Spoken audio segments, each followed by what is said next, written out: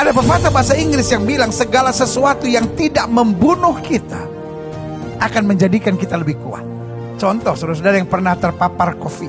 Waktu terpaparnya memang khawatir. Tapi setelah sembuh apa yang terjadi? Akan ada antibodi. Dan bukan hanya ada antibodi yang bisa menahan saudara, tapi saudara bisa menjadi donor plasma. Apa artinya saudara menjadi donor plasma? Lewat saudara orang tertolong. Memang saya mengerti, di bangsa ini donor plasma tidak terlalu digembar-gemborkan. Kenapa? Karena nggak ada bisnisnya. Ini kan ngerinya COVID ini, yaitu mafia-mafia obat, mafia-mafia alat kesehatan, mafia-mafia rumah sakit yang mengeruk untung sebanyak-banyaknya, sementara di tengah mayat-mayat yang bergelimpangan, saudara. Apa saja yang pengobatannya murah, apa saja yang pengobatannya sederhana, itu kurang digembar-gemborkan. Kenapa? Karena orang-orang tertentu tidak mendapatkan untung. Saya bersyukur ada dokter-dokter, ada tokoh-tokoh di bangsa ini yang tetap memperjuangkan tentang terapi plasma convalescence. Dan saya mendoakan mereka.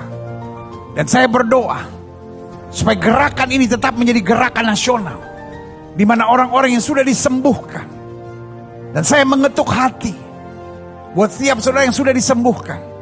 Karena saudara pernah terpapar COVID, saudara bisa menghubungi PMI. Lalu tanyakan bagaimana saya bisa menjadi donor plasma. Ini sangat penting. Tetapi tidak dipropagandakan. Kenapa?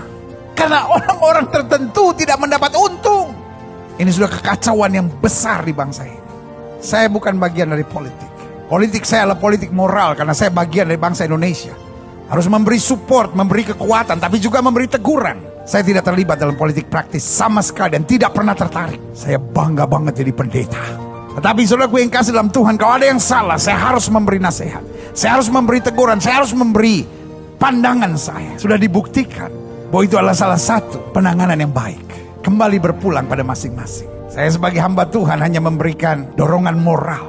Dan saya berdoa supaya bangsa ini memang bebas dari mafia-mafia obat, alat-alat kesehatan, dan mafia-mafia rumah sakit. Kalau memang orang ditolak terapi plasma konvalesen karena memang nggak cocok dengan dia, itu silahkan. Tapi jangan karena ada permainan-permainan bisnis di dalam.